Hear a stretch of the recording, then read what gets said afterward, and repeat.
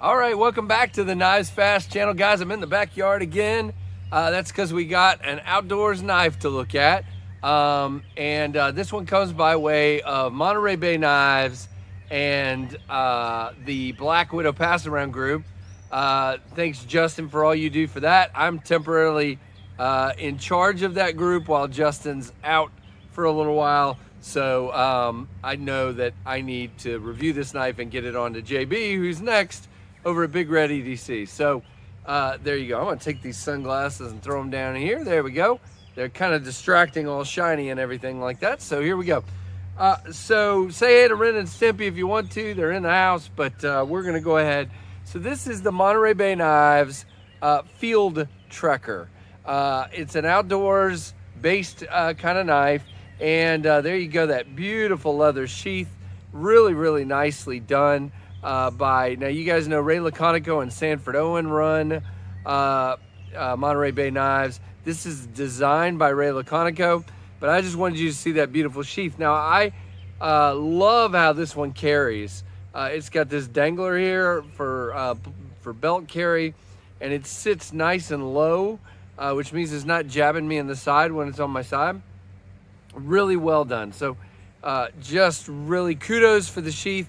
The retention, because it's deep enough, it's not going to come right out of there. You do have to give it a good pull, but it's not too bad. So here's the knife, guys. It is really shiny. It is a satin finish to the blade, but it is really finely finished to give it almost a mirror edge to it.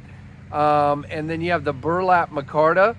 Let's go ahead and talk about some of the specs. I know I usually do that at the end of the review, but I want to do some actual cutting at the end of the review. So it is 8.5 inches overall. The blade is 4 1/4 inches. You do have sharpening choil there.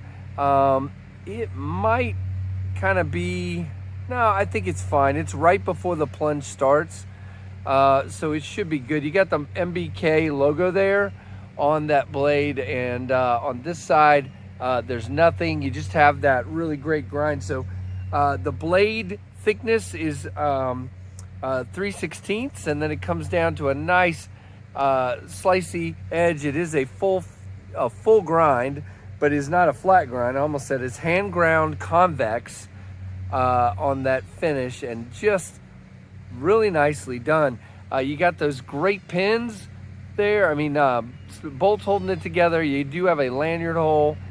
You have Ray Laconico's logo on the spine, his name mark, I should say, maker's mark. Satin mirror finish. 3V steel, guys, is the steel on this one. The weight without the sheath is 5.8 ounces, and with the sheath is 8.4. So the knife in your hand is 5.8. And it is made in China. So that's basically the specs. Now, as far as how it feels in the hand, it fills my hand up good. Great neutral handle, like you guys know I love. It's pretty thick on the handle, and I would say about a little more than an inch tall. So you get a really good purchase in that. You can index it really well. You do have a great flat spot here on the spine for your thumb, and it does feel, I'm not gonna, because of the beautiful finish, I'm not gonna do put a fire striker across here, but I bet you it would. It feels like a 90-degree spine, whereas the handle is nice and contoured and rolled off for comfort in your hand. Now, the only complaint I've had so far about this in hand is this burlap micarta is very slick. Okay, not very, it is slick. So you do get some grip on it, but when you're in an overall, if you had wet hands, it would try to pull out of your hand. But again, it's a good feel.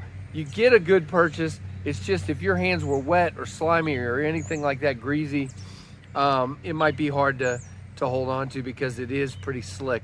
I like the way the ricasso is done and the way the edge of the handle is. It's just beautiful. That micarta is so nice. And again, just a well-finished, very beautiful knife. Now, I originally was not going to do any outdoors tasked with this one. Just simply, I mean, I've cut paper, I've cut boxes with it. It cuts. It's sharp. It's really nicely done on everything. But after talking it over with Justin and JB and some others, I decided, you know, it's a FieldTrekker. It's an outdoor knife, so it deserves to have a little bit of a test here to see how it does. So we're just gonna do some really basic stuff, guys. I'm gonna start by just working up on some bark here just to see how it bites. And then we'll try to do a little feather sticking. I will admit, as I've told you in the past, I am not the greatest feather sticker in the world. Now you can see if I can get this up here. You can see it digs in really nicely. Very, very easy to dig in. It has some bite to that edge. Really, really nice there. So very impressed with that. Let's do a little bit more here just for the fun of it.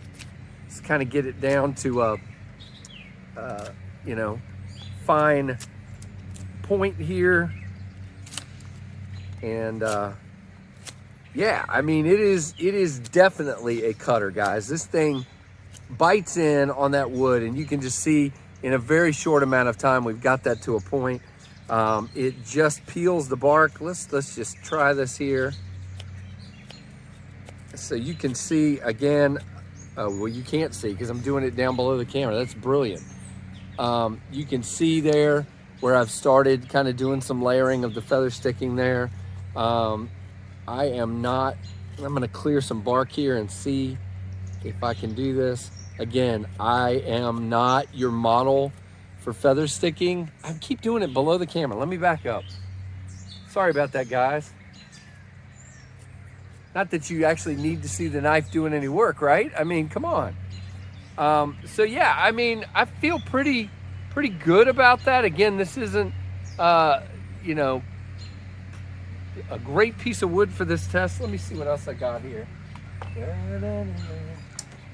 Oh goodness, I got half a tree limb here. There you go. So I'm gonna break a little bit off. Give me just a second. You know that thing about used to be a Boy Scout, but not the most prepared. But anyway, here we go. So I will try to actually keep this on camera this time, guys. Okay. Now you can see it is just hammering that really, really well. Look at that. You could definitely do some really fine work with this knife if you had better, more stable hands than me. No, I'm just kidding. And didn't just cut all your feathers off. But yeah, I mean, there you go. Very, very nice. So I wanted to do just a little slight bit of sort of chopping at a piece here. Not gonna go Shadow Ranger on it at all. Just kind of trying to see how it digs in. Oh my goodness, guys. This thing, I mean, yeah, the geometry of this edge is really really good for really hammering and cutting in to the wood. You can see I can just get down in there like that and then pry loose the piece.